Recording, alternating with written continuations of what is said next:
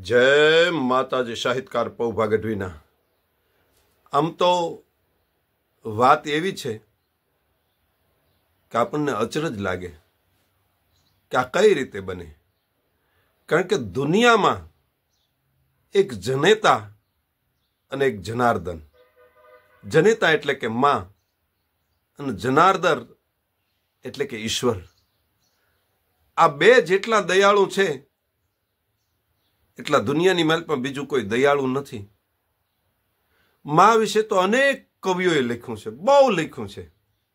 મીઠા મધુ ને મીઠા મેહુલા, મોઢે બોલું માં, માથી કોઈ મોટું નહીં, હશે પાત્ર હજારો। કેટલું માં વિશે લખ્યું છે। માં મીઠો દરિયો, હેતનો હિમાલય, શું માં વિશે નથી લખ્યું? અનેક કવિઓએ કેટલું કેટલું લખ્યું છે।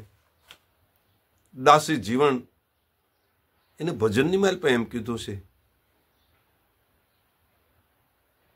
एतरे वखाणीए विछण तेना बचलाने सौंपी दे शरीर। विछण पोताना बच्चाने जन्म आपे, पछी ईज बच्चा ई विछणने ठोली ठोली ठोली ठोली ठोली अने खोखું કરી નાખે। विछण गुजरी जाए અને એના બચલા ઉજરી જાય। આવો જે માનો પ્રેમ છે એમાં એક અદ્ભુત વાત છે।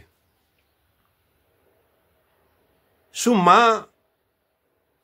પોતાના બાળકને મારી નાખે ખરા? તો કે હા, એક પ્રસંગ છે કે માં એના જ બાળકને મારી નાખે છે।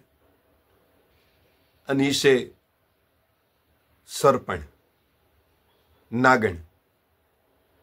नागण छे पोताना बच्चाने ज मारी नाखे छे। पोते ईंडा मूक्या पछी एक एक ईंडू फोड़ती जाए अने एमांथी खरपनो कणो निकळे एने खाई जाए छे, मारी नाखे छे। तो कविए पूछ्યું કે આવી निर्दयी मां होई शके?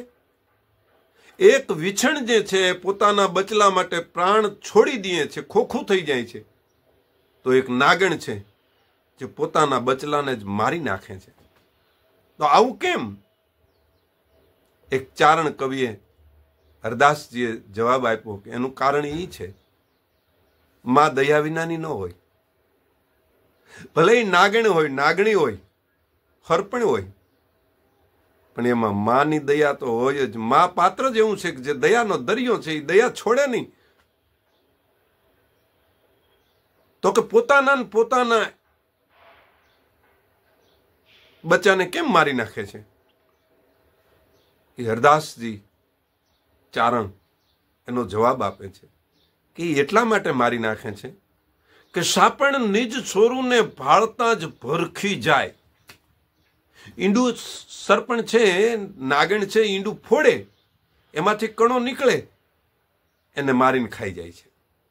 सापण निज छोरूने भाळता ज भरखी जाय, आ जाया नहीं जीरवाय, करशे उजड़ कानिया। एने एम थाय छे के आ मारा बचला जे आमांथी निकળી જાય છે, કોઈ ફણીધર થાય અને કેટલાયના જીવ લઈ લે। आ दुनिया ने उजड़ करी नाखशे जो मारो दीकरो निकली गयो आमांथी। तो बीजाना छोरूने उजड़ न करे एटला माटे ई पोताना संतान ने मारी नाखे छे। अंते तो ई मानो ज प्रेम छे।